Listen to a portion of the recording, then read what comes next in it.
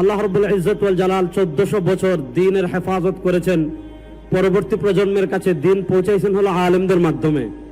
ব্যক্তিগতভাবে একজন আলেমের জাল্লাত হতে পারে, ব্যক্তিগতভাবে একজন আলেম ভ্রষ্ট হতে মানে তার ইলমি তাসামু হতে পারে, কিন্তু একসাথে সকল উলামায়ে কেরাম সহিহ পথ থেকে বিচ্যুত হয়ে যাবেন, এটা কশিনকালে সম্ভব না। এটা হলে ইসলাম পৃথিবীতে থাকতো না। যে আরব, আফ্রিকা, ইউরোপ, এশিয়া এবং বাংলাদেশে লক্ষ লক্ষ আহলে হাদিস সালাফি আলেমরাও একত্রে একসাথে ভুল করতে পারেন না।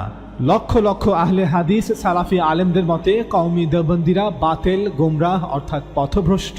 কওমি দেওবন্দীদের ঈমান, আকীদা এবং আমল কিছুই শুদ্ধ নয়।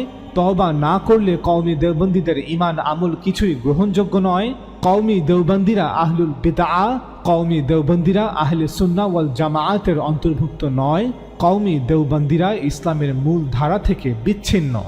একইভাবে পাকিস্তান, হিন্দুস্তান এবং বাংলাদেশের লক্ষ লক্ষ সুন্নি বেরেলভি আলেমরাও একত্রে একসাথে ভুল করতে পারেন না। লক্ষ লক্ষ সুন্নি বেরেলভি আলেমদের মতে কওমি দেওবন্দীরা একটি বেয়াদব জামাত, তারা গোস্তাখের রাসূল। কওমি দেওবন্দীরা একটি বাতিল ফিরকা এবং শয়তানের জামাত। আমরা সাধারণ মুসলমানদের অনুরোধ থাকবে, দয়া করে ইহুদি আলেমদের মতো সাধারণ মুসলমানদের অন্য মুসলমানদের বিরুদ্ধে উস্কে দিবেন না। আলেমদের কাজ মানুষের কাছে দ্বীনের বার্তাকে পৌঁছে দেয়া, সেই বার্তাকে গ্রহণ করা বা না করা মানুষের উপর ন্যস্ত। আলেমরা ধর্মের ঠিকাদার নয়, বরং তারা দ্বীনের চৌকিদার।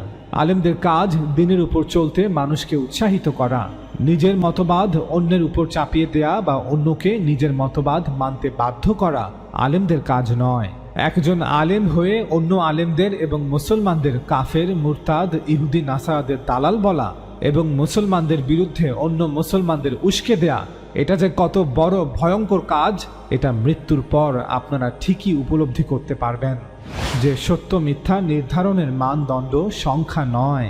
ইমাম আবু হানিফা সংখ্যার বিপক্ষে দাঁড়িয়েছিলেন, ইমাম আহমদ ইবনে হাম্বল সংখ্যার বিপক্ষে দাঁড়িয়েছিলেন, ইমাম বুখারী সংখ্যার বিপক্ষে দাঁড়িয়েছিলেন, আবু বকর আল জাসসাস সংখ্যার বিপক্ষে দাঁড়িয়েছিলেন, ইবনে তাইমিয়া সংখ্যার বিপক্ষে দাঁড়িয়েছিলেন, ইবনে খালদুন সংখ্যার বিপক্ষে দাঁড়িয়েছিলেন।